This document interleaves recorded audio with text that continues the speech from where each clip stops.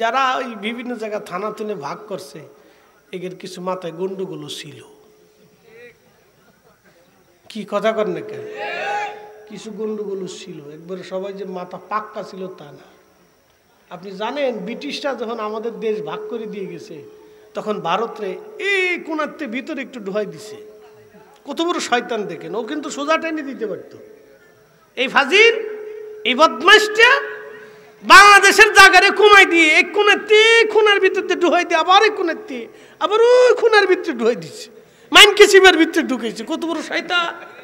ব্রিটিশরা মারাত্মক শয়তান। কি কথা কন না কে? ও খুব মারাত্মক ফাজিল বিরাট শয়তান কোথাকার। দেখেন ঢুইতে ঢুইতে ঢুইতে এই কোনার ভিতরে একটু ঢুয়েছে, আবার ওই কোনাতে ওই কোনার ভিতরে একটু ঢুয়েছে। ফাজিল কোথাকার, শয়তান কোথাকার, তুই সোজা টেনে দিলি না কেন? একই মাটি, একই ভাষা, একই মানুষ, একই মান, দুটা রেখা টেনে দিয়ে শয়তানি করে তুই গেছে।